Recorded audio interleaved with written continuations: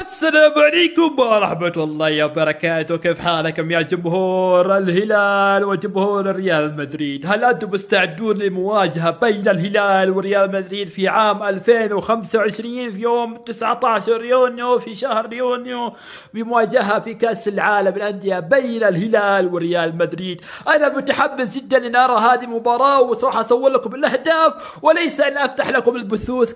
كنت أتمنى أن أفتح لكم بثوث في مباراة بين الهلال وريال مدريد لأنها مهمة لكم يا جماعة الخير، ولكن لا أستطيع ذلك لأن بسبب حقوق طبعا النشر.